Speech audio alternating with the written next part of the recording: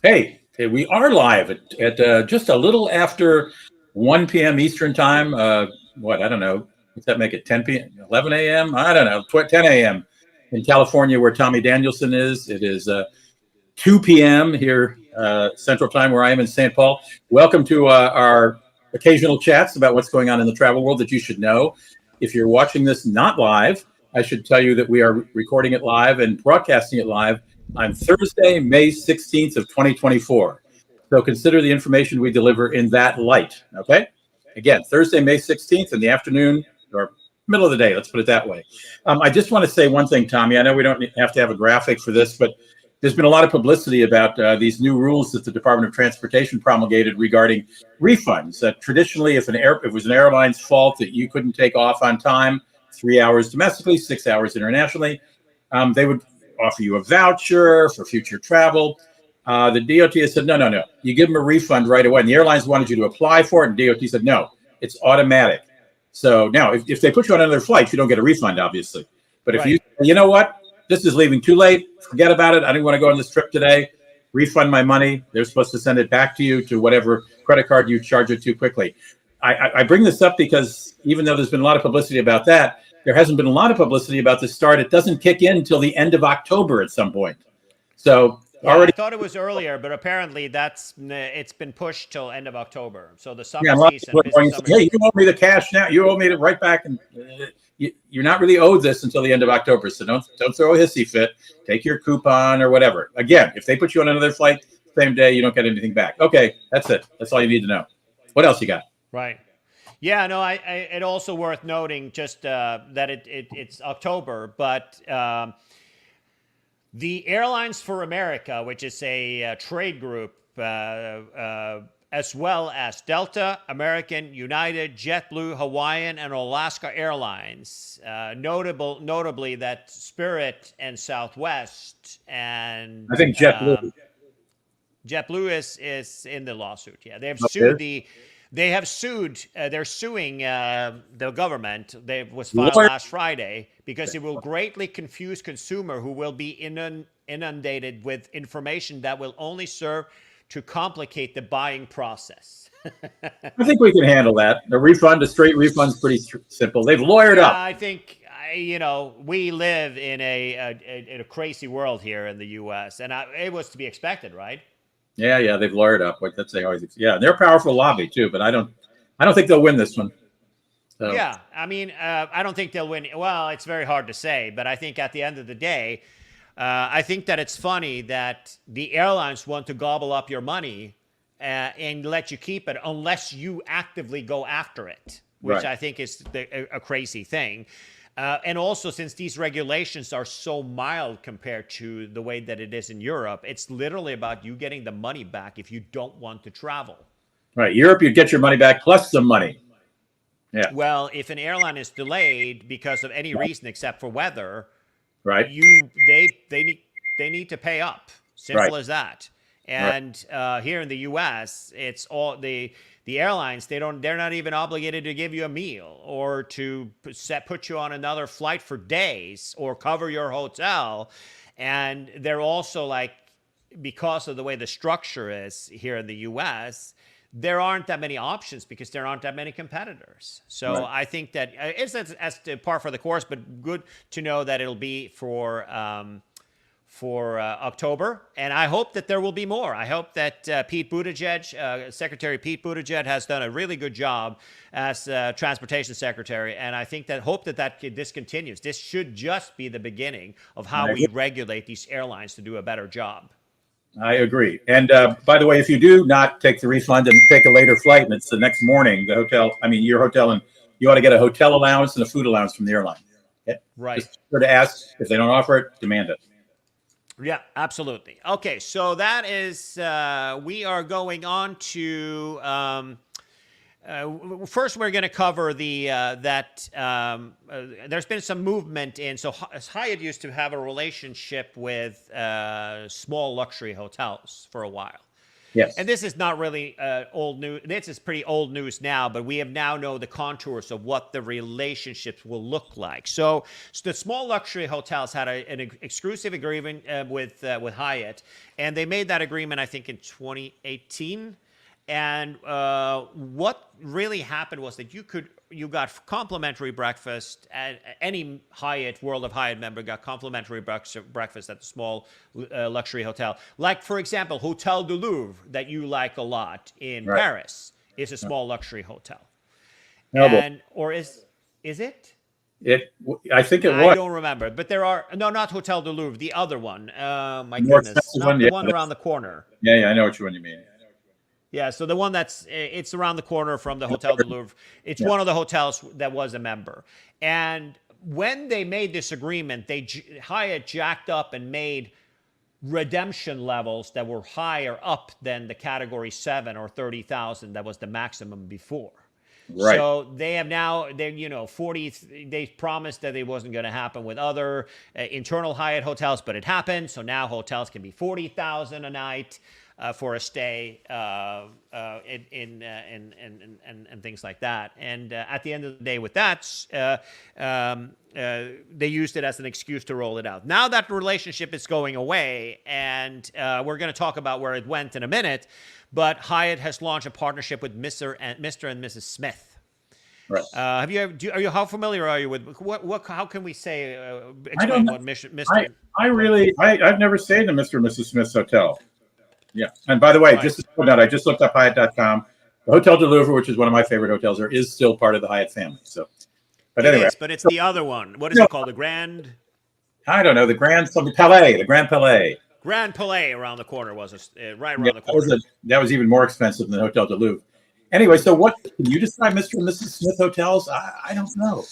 I'm not familiar, very, very, very familiar with it. But it's affiliated with 2,000 hotels, and it's a travel club and boutique hotel specialist. Now, it goes into the Hyatt portfolio to an extent, and it is earnings, the benefits that you get, Hyatt elite benefits that you get. Oh my goodness, who the hell does this website? Let's see, benefits that you get. Since Mr. and Mrs. Smith's properties aren't actually managed by Hyatt, there won't be much in the way of elite perks, at least not that are published. So you don't get breakfast, you don't get upgrades or anything like that.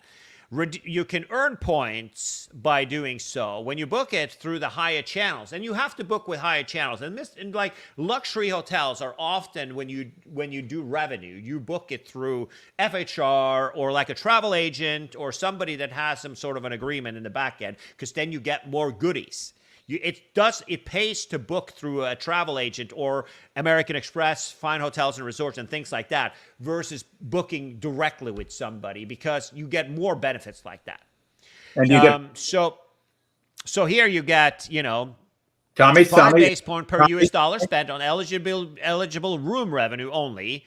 Hang on, Tommy, hang on. Can you go back? So you were saying going through American Express or these other, even most credit card companies have, or the expensive credit cards, you still get points at your hotel in their loyalty. You still get points, miles and points, but you don't book. You book with somebody else. You book. So American. So for those who are not familiar, booking through a travel agent, all the various chains has their own sort of exclusive things. I'm going to use a neutral one, which is American Express, Fine Hotels and Resorts. It comes with the Platinum card with American Express, among some other higher-end cards. It also has access to it. What in reality it means is that when you book, you look at the best available rate on the Marriott website, the Hyatt website, the Mr. and Mrs. Smith website, if they're affiliated, whatever the case may be. It will match what these travel agents or American Express will offer you as a nightly rate.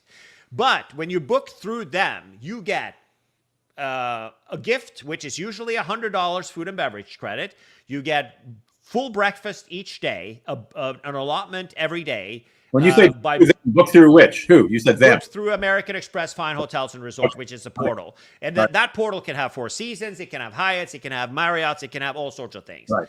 It can have Hiltons, as long as they're a member of that. That's how you get it. So booking directly with Mr. and Mrs. Smiths, what do you get? Well, to me, it looks like you get 5 base points per dollar spent, and incidental isn't eligible for points accrual. So you go to a restaurant, you don't get anything, or so it's base points also counts towards World of Hyatt status. That's fine, but still you get that. But you can also add to a travel agency booking. You can also add your World of Hyatt number, and I'm quite sure it'll count. And then you get an elite bonus. And then you get 10% for Discoverist, and so regular, like what you get from any Hyatt. You get a little bit extra for various tiers. Then you get the standard elite nights and promotions and things like that. And you earn the bonus miles on Advantage, exactly like it was if it was a Hyatt. But when you're redeeming, it is all based on the cost of the hotel room. So if a hotel room costs $1,000, it'll cost you 100,000 Hyatt points to redeem it. Oh. Or 100 to get you, so you get 1 to 1.5 cents is what you get for redeeming stuff. So it is super duper expensive to redeem. Okay. So I'm written it off altogether. There are a lot of cheap Mr. and Mrs. Smith, but I'm not going to seek them out. I'm not, some boutique hotels are fine to me, but a vast majority, for me personally, boutique hotels means lesser outlets, less service, and, it might not be what I'm looking for at any given time, right? Right.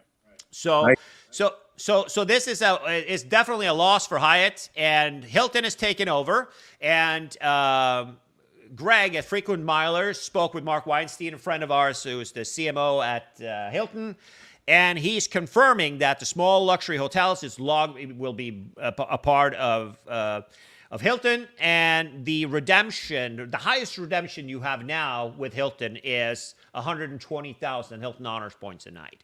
He is saying it'll top out at less than 150,000 points per night, which is pretty much the same what Hyatt did. It used to be that the highest redemption with Hyatt was 30,000. When the small luxury hotels came in, it went up to 45.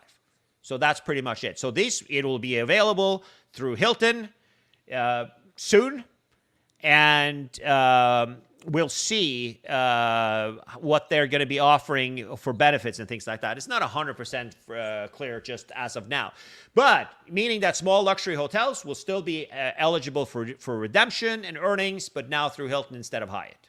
Got it. Okay. Thank you. All right. So you were talking about Emirates. Yeah. Hi. This one came from you. Record earnings, renovation of massive redo of the interior of planes. Their first class suites will be upgraded. Their business class section that people have complained about is going to be upgraded, and they're expanding their premium economy section. So look for that unfolding over the course of the next year, including in their A350s. It's about all I can tell you. It's fine. So and they're making money. What else can I tell you? Yeah, it looks like they had a revenue of $33 billion and made $4.7 billion, which is phenomenal. For an airline, that's a big margin. Yeah. It's a massive thing for sure. And also, bear in mind, they don't have the same type of credit card revenue we have in this country, in this protective, the world's most protective and competition unfriendly market in the world, the United States. They don't have the support of that. Everybody's going, oh, they're subsidized by the Saudi government. They get gas for free, blah, blah, blah, blah, which is just BS from one end to another. This is making 13% profits, or 14% profit. That's pretty darn good. Yep. And they are, they have one hub. They fly in and out of one hub. They got some Fifth Freedom routes that are, a new one just opened from Miami to Bogota in Colombia. You can fly Emirates in first now. Okay. That's a fifth. And you can also fly, is it Newark or JFK to Milan? And you can fly Athens to New York also. I don't remember which. One is Newark and the other one is JFK. But you can fly from Milan to New York, or you can fly from New York to Milan, or from New York to Athens on Emirates as well. So those are the Fifth Freedom ones. I do want to add one thing. Emirates has just come out with their U.S. credit card.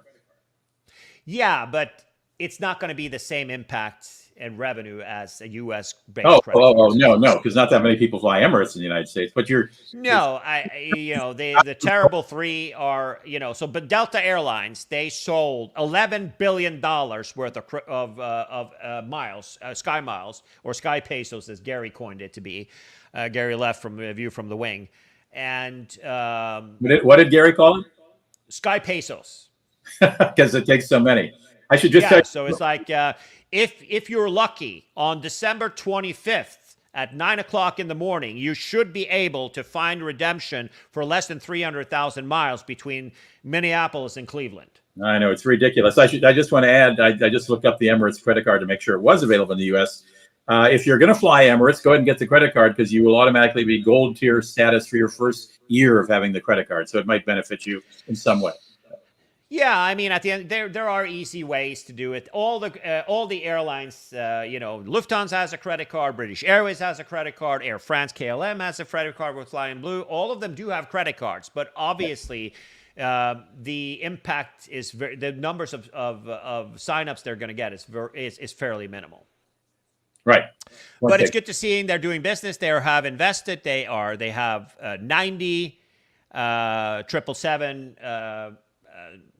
The new variants, the 777X or the 9 and 8s. They've got 90 of those coming in. They've also got more Dreamliners on order, and they've also They also started flying the 350. So Emirates is definitely on the fly here. So, all right, snakes on a plane. What is this? You sent me this one. Well, yeah, a guy's going through TSA security, and they found a bag of snakes hidden in his clothing. I don't know why this guy he was obviously trying to get something that is obviously illegal to take to another country. But it just, of course, harkens to that famous movie, Snakes on Planes. Well, sometimes there are, or almost are. In this case. But it's Florida, and you have another example of idiocy in Florida. I mean, I hate to say it because it involves dead people, but I didn't actually focus on that. I was just reading news about Brightline that people in Florida just keep going around. So you have, when the railroad crossings, which is not a good idea, you need to have great separations. That's why it costs so much money for California High-Speed Rail to do what they're doing, is because you need to keep passengers and cars away from the railroad tracks. And the Norway, where I grew up, I think it's in 1986, it became illegal to do railroad crossings altogether. It had to be great separations. So just yesterday, another lady just decided to drive around the big, what are the gates? The crossing gates. Yeah, the gates that come down. She decided to just drive around it, and, big red lights flashing and everything. She decided it was a good idea, and she paid for being in a hurry with her life. I just don't understand it. And it's happened now in the last year. There's been like 4 or 5 of these accidents. With one, I think there was 3 people that were killed because they get hit by a big ass train. Right, between Orlando and Miami. Right. Oh, God, that's terrible. That is terrible. Yeah, I don't understand it. It's beyond me. Flashing lights. It's one thing to not see a train and cross over, like maybe a light rail or something like that. Thank you. Yes. That can happen. But when there are lights and there are gates coming down. Yeah. That's just beyond. But anyways. Very sad. April 22nd, Secretary Pete Buttigieg was out in Las Vegas doing the groundbreaking for he was at the site of the station for what will be the first high-speed rail in America. So this is Brightline West, which is the same company as in Florida, but here they are actually doing real high-speed rail. In Florida, it's not really high-speed. First of all, the locomotives are run by diesel. They're sharing the lines or the tracks between West Palm and Miami. You have other companies that are using the same tracks as Brightline is doing. So it goes a little bit slower. And the highest speed that Brightline does where they own the track between West Palm and Orlando Airport, and soon they're already started to build, I think, or about to start building between Orlando and Tampa, maximum speed is 125 miles an hour. So it's not a slouch, but it's not really high-speed rail. If even a Acela goes, 170 miles an hour.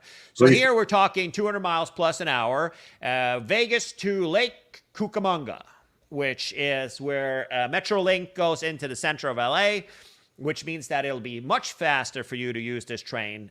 From Lake Cucamonga, I think it's only 1 or 2 stops on the way, and it'll be done before the Olympics in 2028.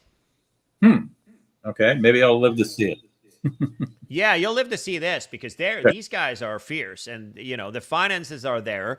The other project that we're seeing, which really isn't moving as quickly as that, is California high-speed rail. Right. And this is good news. It came out earlier this week that there's been pieces by pieces the California high-speed rail gets together. This is the last piece. So they built in downtown San Francisco. They built something called the Salesforce Center. Yeah, it's a high-rise, and with a shopping thing. Between the building, there is a park, as you can see on top. This building is already built. It's a bus / trolley / subway / and all down in the basement, as you can see in this rendering in the basement. They have already built. There is a station. There are tracks, but at each end there's just a wall. And one that goes towards the bay to do a tunnel across the way for that trains to be going to Berkeley and going to Sacramento in the future. Well, both of us are going to be long dead and gone before that happens. But the station on itself is a bus station now. The top levels, whatever's underneath here, you can see has been built, but there's nothing there because there's no trains. That's amazing. They did look far ahead. I don't know when Salesforce was built, but that building's been there a long time. I don't know about the station, but and so here you can see the Salesforce Center. Yep. And here you can see the 4th and Townsend Center, and then that's where the current line goes. And meaning that this extension, it's only 2 miles between the two, and it's super expensive to build, but it's 2 miles between the two, between the Salesforce Center. So what they're doing now is that they're building now it has been funded between for the last mile. So you get to the Salesforce and you see this rail crossing here across the bay. This is where you see this says 80 here is the Bay Bridge. And then onwards to, from the smaller picture you can see here, the Caltrain is now from past Santa Clara, past San Jose, is done. And it's just the final testing now to do the electrification project. So meaning that you can, travel time from from San Francisco to San Jose is dramatically reduced because of the new electric trains that are super fast, and they go 88 miles an hour versus the 70 something now, and also they accelerate much faster. So that means that you will be able to be in central San Francisco instead of in the sticks where it's not so nice around these days, to being in the Salesforce Center, which is a clean and nice area where a lot of people live. So commuting, this is a big piece of the project that has now been approved, slowly but surely. Well, I think we should point out for people who don't know San Francisco, and we'll aim it to the young people since it's not going to be done for years. Salesforce Center is smack in the middle of downtown San Francisco. This is not a suburb. Right. It is right in the financial district of downtown San Francisco. So that'll be good for, as I say, people who are younger than I am who may actually live to see it happen someday. Yeah, you'll see this happen because it'll be done in 2030. But and at the same time, but still, you have, the California high-speed. The California high-speed rail will be done in 2030 as well, but only in the Central Valley. Right. We're still not connected to Gilroy, and from Gilroy to there's a couple of stations south of Gilroy. So it's the San Francisco LA's leg is San Francisco to LA is way off. Yeah, I think that it'll happen faster than you think. They're not going to wait to finish it all. And bring it to. They're not going to finish it all and bring it to. They're not going to finish it all. If we take a look at a map, here's a map for those who are interested. So the orange piece here is already so from Bakersfield to Merced has been financed and is pretty much the tracks are going to be done in a couple of years between Merced and Bakersfield. From the Salesforce Center to downtown, it has now been approved. So from there, all the way to one station past San Jose has been approved. So then you need from San Jose to Gilroy is owned by freight people, so that's going to be a problem. So they need to have new tracks there. And from Gilroy to the intersection between, as you can see in the middle here, has also not been approved. And that's the Pacheco Pass, which will have a lot of tunnels. And it'll go 220 miles an hour through those tunnels, but it's very expensive to build, and it hasn't been financed. So, but I do think that Salesforce to Bakersfield will definitely be done. And the implication, what is that? Why is that important? Even if you're not all the way to Union Station and Burbank Airport and the other one, why is it important? Because the way that high-speed rail works has a huge impact on people's lives. People can buy one of the biggest tech companies in the world. They're not leaving California. They're building in California, and the biggest hub is in San Jose, Cupertino, Milpitas, Menlo Park. What is it called? Palo Alto, and those areas. That's where the world tech leadership and any sort of development works. But living around there, you'll pay $2 million for a 1,600 square foot split level house from the 60s with asbestos in it. But if you can live in Madera or in Merced, which is, a couple of hours drive or something like that to get there.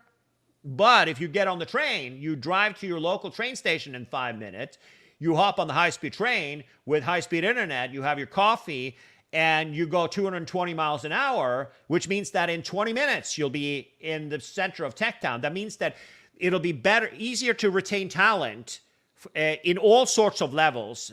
All of the things that are outsourced from California because the cost of living in the Bay Area is so great. Right. They can live for a house for $300,000, $400,000, $500,000, like a house that I live in. I live outside of Sacramento, so it's a little bit more expensive here. But you can live in those areas in the Central Valley and spend 20 minutes to get to work. And that's a huge economic driver for California. That you can that cost of living that means that you get more talent. Talent will be drawn to here because they will make more money because instead of spending it all on living, it's paying for your mortgage with high interest rate. You can spend much less, and you can and that's how economy grows. All right, real fast. People who don't care about California, what about Bakersfield, LA? Bakersfield to LA, it's good to go. It just needs funding. Okay. All right. So and the funding is, the reason why you see it like the idiotic way that they've done this, the way it looks like a crooked piece of crap, this is all politics. Right. So the guys in Fresno and all of these hick places in the middle of the state where there are 15 times more cows and sheep than there are people. They have the politicians say, we're not going to give you funding. That's politics in the U.S. for you. We're not going to give you funding unless you bring your high-speed rail through where we are. So we can bring our cows, and all these guys with pickup trucks are going to be hopping on the train for sure. Obviously, that it's ridiculous. So that's why it should have been in a straight line, right? Right. Yeah, it didn't happen. So same thing down with Palmdale. The thing here is that what they're doing is like the way that infrastructure project works in the U.S. is crazy stupid. So it's all about chasing after federal grants, state grants, all sorts of things like that in order to get financing to these things. And then you got unions that are going to be doing this work. Of course, and they cost a ton of money. So that's why this network that you're looking at here, we're talking about $100 billion to get it built. Yeah, St. Paul, Minnesota, and there was all this talk of a high-speed rail train between Chicago and the Twin Cities, which would have been very nice to have. But the state of Wisconsin, which is smack in the middle of that route and a very big state, you said, we don't want a high-speed train going through Wisconsin. So there you go, it's dead. at least for now. Right. Well, there's also that. And then you have the airlines. They're trying all their best to kill it. It's because corruption is legal in the U.S. We have something that's not allowed anywhere else in the world, or maybe in a banana country somewhere. Something called, something that's called, oh my God, Washington, D.C. guys who are in the lobbies. Lobbyists, yes. Lobbyists are here. Interest groups are allowed to meet and pay off politicians and give them contributions for getting stuff done. And the airlines are pushing like nobody's business. Well, what we're looking at here, San Francisco to LA, is like Kyoto to Tokyo. Right. Crucial. Okay, so every day there are 30, 40 flights from the Bay Area to San Francisco. No, to LA area. Every 6 minutes, at a minimum, there is a train leaving Tokyo Station to go to Kyoto.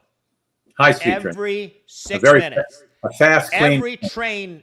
Every train has this train sets, the 700 series of Shinkansen, has 1,800 people there's room for each one of those trains. Wow. Multiply that up by hundreds of departures a day. Yeah. That's how you move people. And the Shinkansen is making money like nobody's business because it's not cheap to take it. It costs over $100 to be on that train. But it's impeccable and it's fast, and we don't have them. So, all right, what else? Reliable. And you're running up to the train. Guess what? By the time you go get a coffee and get a paper, the next train is already there. Right. And no security. What else we got? We've got, you're talking about the Mirage. This one is yours. Well, the Hard Rock used to have a Hard Rock hotel and cafe off the Strip, not on the Strip. And I thought I went there quite a bit when I was dating someone who lived in Vegas. And it always seemed very prosperous. But for whatever reason, they've decided they want to be on the Strip. Well, not for whatever reason. It's where all the foot traffic is. So they're going to be on the Strip. The Mirage is going to close. It's been there for a long time. It's going to close up, and they're going to renovate it and make it a Hard Rock hotel and I presume cafe. Of course they will. Have you stayed there? The old one in Vegas? Yeah.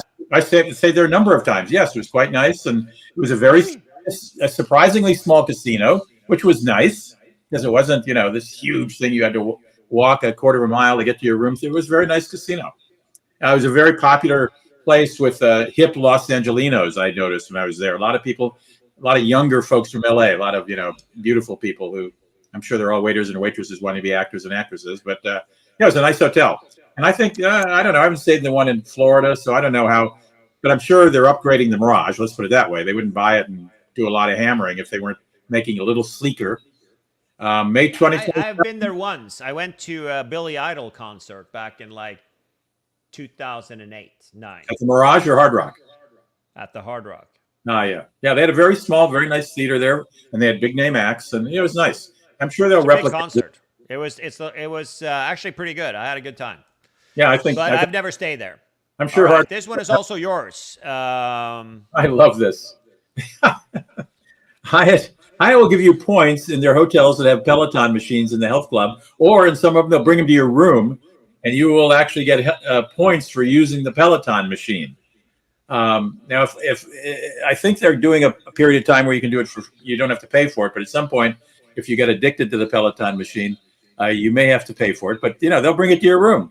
And for working out, you get points. Jamie, I saw Jamie just handed in a ton of hotel reviews yesterday, and I saw that he'd stayed at the Hyatt Regency in Seattle, and he got a Peloton suite, so he was already in there. All right.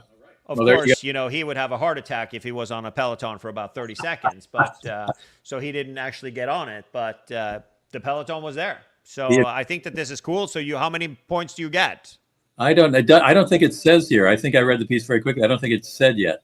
It made by hotel. I don't know, but it's good news for Peloton, which has been struggling since they sold a lot of machines during the COVID years, and they're in big financial. They're not back to where they were, and no, they're kind of not. stuff. But this is obviously Hyatt bought a lot at a great discount, but it's something if you're Peloton. So anyway, there you go. Absolutely. All right. So what else do we have? We have James Bond. Yeah. What is this about? Black Tomato. Yeah. Well, Black Tomato is a sort of a hip travel company based in London, if I'm correct. Maybe Hip travel company, kind of like Maxa Tours. well, not quite as big as we. Yeah, they're even bigger than we are, Tommy. Believe it or not. And they're going to take you to 13 international destinations, depending where movies have been, books and movies, James Bond movies have been set. And they're going to show you around, and you're going to feel like James Bond at the end of it. So there you go. Very cool. Drink where I like it. Stay where he stays. Oh, yeah, no kidding. There's the James Bond experience. Oh, they have a video. Skip video. They got a video here, and the secret is out. This is an assignment. You're going to be 007 here. All right, if you want to play the game, just go to, do a search for Black Tomato and blacktomato.com/US/James Bond, as you can see in the top here. That's where you go to learn about the James Bond assignment Europe. Let's see what they got going on. This is cool. Maybe you should go on one of those tours and give me a little bit of feedback. I'd be happy to. I grew up with James 12 Bond. nights. The intrigue begins. So you go to, okay, wow. We're in London. You go to James Bond. You go to the tour, a martini masterclass. Learn how to make a martini. Shaken, not stirred. Yeah. Yeah, so shaken meaning watered down. I don't drink martinis. That's not. Isn't it? Yeah, so they give you a day-by-day overview. That's great. They do. And then you go, so you head on. So how do you get from there to Paris? Do you drive your Aston Martin, or do you hop on the train? You don't have to kill anybody in London? Or do you just kill people in Paris? He's on your way to... It says here, you go here, then dinner at number 6, the club's restaurant. So the James Bond's club, you do that. And then you go from in London, you the City of Light. You'll set off in a private car. Right. To the Bollinger estate. Bollinger champagne, so that's what you're going to have, right? Right. A day in Chantilly. Why? Oh, because the movie was filmed there. At that palace. Yeah. So you go to movie sites, right? Right. And sites in the books. Yeah. I love it. You go to Le Jules Verne up in the Eiffel Tower, where they're from View to a Kill. So you go and scope out areas. This is kind of cool. How much do you think it costs? I don't know. Do they have it on there? I'm sure they have it somewhere, but no, they got it somewhere on there. But yeah, I'm sure it's going to be. I didn't see the price anywhere. Well, it's expensive. But I guess if you have to ask, right? Yeah, if you're staying at the Hotel Crillon and drinking Bollinger, right there, that's a lot of money. No kidding. All right. The last thing I was going to talk a little bit about, the last episode we talked a little bit about the big, crazy, utopian, insane projects that they have in Saudi Arabia. No, man. That's a building you're looking at there, right? Correct. The world's it's a 106-mile-long linear city. A horizontal high-rise. So what they're doing is, obviously, one day these crazy guys are going to run out of money. They oil is coming to an end, or we use electric cars, or we save the planet, or whatever. So they're looking towards the future. And Saudi Arabia has a lot of ambitions, and they've done a lot of stuff in the last couple of years in regards to easing up on visas. You can actually now go as a tourist. Can you go as a woman? Yeah. Okay. So you can go and visit and all that kind of stuff. But in the midst of things, let's face it, there's quite a bit of, sand. Yeah. Around there. They got a lot of real estate made of sand. Right. They got a lot of real estate and not too many people. A lot of camels, though. They are doing something called the line. And I'm just going to play the video real quick about showing what the line is. All right. The line is a civilization revolution, a transformative new city being built in Saudi Arabia. Can you hear it? I can hear it very faintly. 2030 vision statement by there you go is really clear, and I think it's galvanized everybody within the kingdom. And I think NEOM is the pinnacle of an example of that change, and it's really exciting to be part of that. One of the most ambitious projects the world has ever seen is progressing rapidly. The first phase of the line will be complete by 2030. We are committed representing the world's biggest earthworks operation. Work continues around the clock. Millions of cubic meters of earth and water are being moved per week. We've done a lot of the foundation work, literally and figuratively. We are ready to go. I think the construction of the line is unique in terms of its industrialization and its modularized approach. This foundation will underpin a city that will set new benchmarks for quality of life. A sustainable city with zero emissions that tackles the big urban challenges faced by the world. The line represents a new way of living, learning from cities across the world to deliver an unrivaled quality of life, in balance with nature conservation, sustainability, and economic prosperity, to create a more positive future. We think there's an opportunity to create a better model for a city to interact with the landscape and nature and the environment. Unbelievable. The line is going to be an example to the rest of the world. Unbelievable. By the way, while the video is running, I just did check to see if single women, American women, were allowed to visit Saudi Arabia. And the answer is absolutely they are, but, mind the dress code and cultural norms, etc. Mind the gap. Mind the camp. Yeah, cover your shoulders. Right. That is incredible. Incredible. So since we talked about this on the show, you weren't there. It was me and Marshall and Jamie. Mm-hmm. And apparently I missed the fact that there are some problems. First of all, the way that kind of it works in that part of the world is that you get in your bulldozer and all of a sudden, so it's a city that's going to be a line, and there's going to be high-speed train in the basement. It's going to be run by solar, everything. It's going to have development. It's going to be nature. It's going to be, all sorts of farms inside of this thing or on top of it or whatever, self-sustainable and all that kind of stuff. It's in the middle of nowhere, though, right? Yep. There's nothing around there, at all. Right. So there is, although you see these islands that are around here, they are building also there.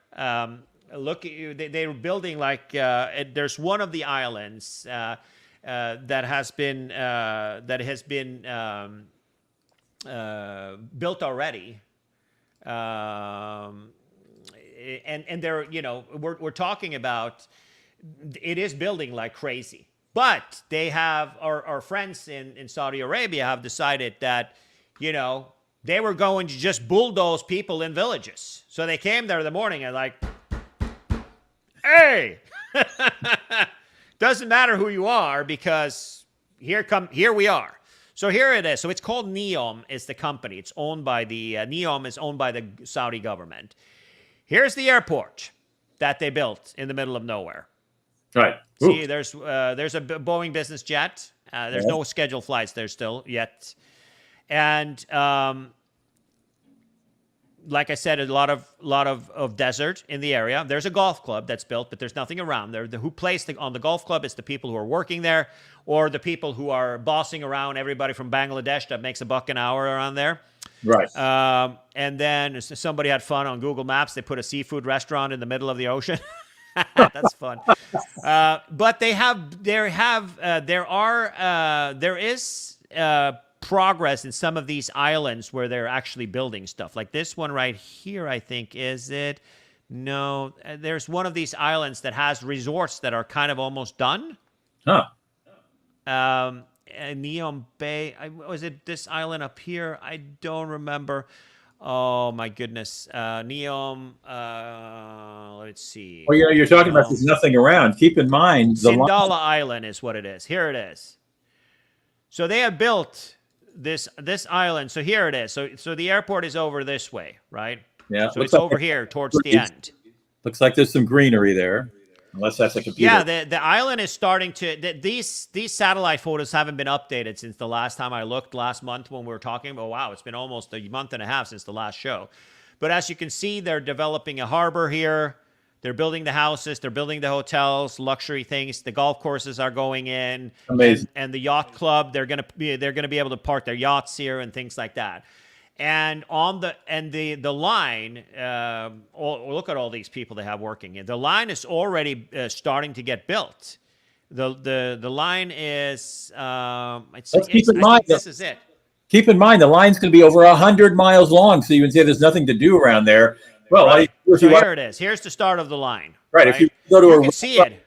if you want to go to a restaurant on the line 20 miles away, you just hop on that high-speed rail in the basement, and you're there probably in minutes. So, Here you go. So here you go. Here's the as you can see, they are building. 110 Stuff miles. is happening. Stuff is happening for sure. This is the line, and you can see that the foundations and like I said, this is old. This is like nothing has happened in the last month. But as you can see, they're building. We're going by miles and miles. Here we go. It keeps going and going and 100, going. 100. That's like ridiculous. There's going to be live millions of people in this line. Yeah, it's almost like a There's village. even a lake. It's almost like a town on the moon. Well, it is because it's kind of like the moon, right? Except with golf Hot as courses and yacht harbors. It's going to be As amazing. you can see, here we go. Keep going, keep going. It keeps going. And here, that's the first phase. Well, I think there was actually more later than that. No, it's not. Yeah, so it ends here. It ends here for now. So if you scroll out, it's definitely not 100 miles, but it's not 2 miles. It's like maybe 50 miles or whatever. Amazing. So that's where you see the island, and the airport is over here. And so it's kind of like, so that's the first piece. Oh, actually, you know what? I take it back. It continues on the other side. It keeps going, and it goes, and it goes, and it goes, and it goes, and it goes. Look at this thing. Look at it go. Here's where it stops. And as you can see also in the map, the Guardian has done it. So this is the last end of it for now. But that's far. Yeah, and the Guardians has looked at at better maps than what's on Google Maps. They're not really that often that they are updated.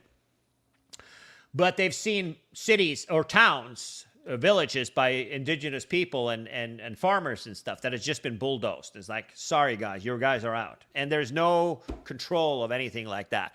We've also seen that, they're drastically scaling back the ambitions for it. It's supposed to be so they're saying now it will be just 1.5 miles long by its expected completion date of 2030.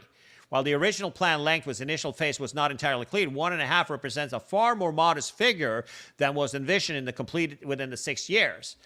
Says people with the familiar with the matter. They've invested $1.5 trillion in the zero gravity urbanism, 600 feet wide, 100% renewable, end-to-end high-speed rail, car-free, and like a utopia. Amazing, right?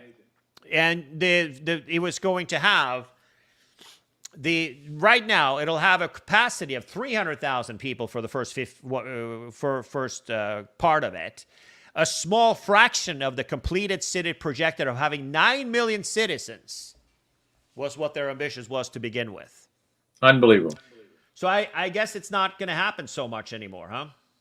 Well, I'm sure it's going to take much longer than they thought to get to what they once dreamed. But a mile and a half is incredible. Think about it. If it was you, yes, right, and the geographical location and the climate we're talking about here, I think that it sounds attractive. Living the way we live in America, the way I live, not like you, the way you live, but the way I live in suburbia. Around me, there is a ton of houses with small lots. There's no condo buildings. There's no apartments. There's just huge, vast amounts of area which has one house after the other. And in order for me to go get a meal, I can't walk anywhere. The closest restaurant is like 3 miles from here. The closest grocery store is 1.5 miles. And you don't have a fast train under your house to get you into Sacramento quickly? No, I don't have that. So I would say that they're trying to build a city in California, and which is called California Future or whatever. These Silicon Valley guys that have bought a ton of land outside of Fairfield, California, and they're making a city. They're trying to make a city. And I like the idea because if I were to have the ability to have a space, quiet space of my own, and walk to a restaurant, walk to wherever I need to go, not own a car, walk to even as a car guy, not owning a car, walking to a place where I have a shared car, or having a way to get to the airport while having a drink instead of driving, sitting in traffic like crazy. Right. I like the idea of that. But the problem is with this line thing, where are those 9 million people are going to come from? Are they going to be the farmers that are there? They can't afford that. Right. So where are the 9 million people going to come from? That's, as a perspective, there are 5.5 million total people living in Norway. Oh, jeez. Well, the entire country. There are 6.5 million Danes. Well, they're obviously 10 million Swedes. They're obviously going to drain a lot of people from their big cities, or they're going to make them move there or something to make it work. And what happens to Riyadh and Jeddah? I don't know. Does it hollow out? I honestly, so the initial idea, obviously these are the wrong people to do it because they have no regards for any human life or human rights or anything like that. So they're going to force through whatever they're going to force through. Right. But the idea itself, they were showing you how there's a video out there showing how if Manhattan was a line instead of the city, the way that Manhattan is shaped today, it would be a line going through Manhattan and there would be greeneries all around it instead of having, buildings and various things like that. In developed areas, it's not feasible to do that. You will have to, purchase the most expensive real estate or among the most expensive real estate in the world, tear it down and build a line, and then you get greeneries around you. Right. Sounds appealing enough to me. And the idea is not bad. I like the idea.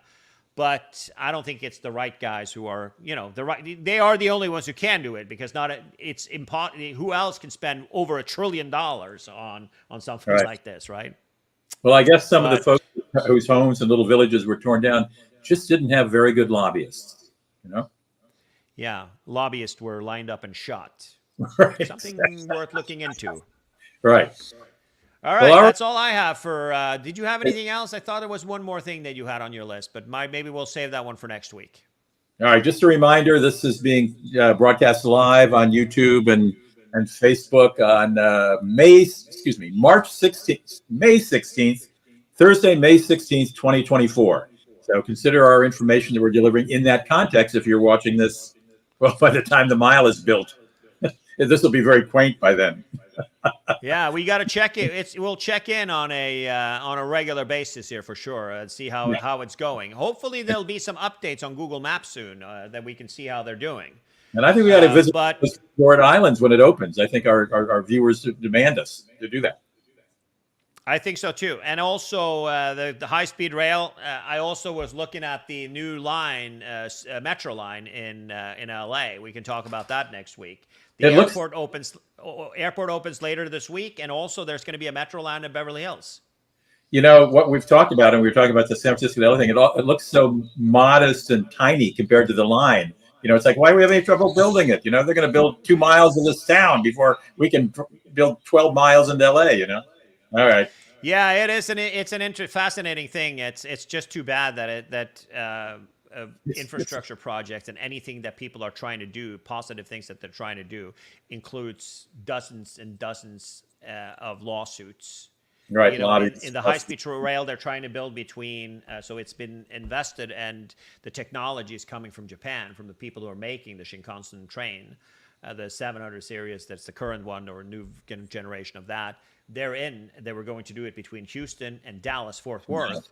And also on a longer term, a triangle between Austin and Dallas and Houston, to have a triangle, all those 3 places. But the people are fighting tooth and nails. Every single farmer, every single jackass that owns a piece of property between Houston and Dallas are stomping their feet, and there's millions and millions of dollars going with lawsuits. So it hasn't progressed, and it's not progressing. It's not building, not because it's feasible. Think about it. If you could go between those 2 cities in an hour instead of going to the airport, going through security, delays because of crappy airlines, and all sorts of things. How long do you think it takes for that hour flight total?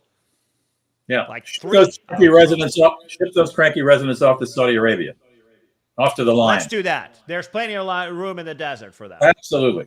All right, Tommy. I'm Rudy Maxa. Tommy Danielsen joining, or both me joining him. Thanks for watching. We'll do it again maybe next week.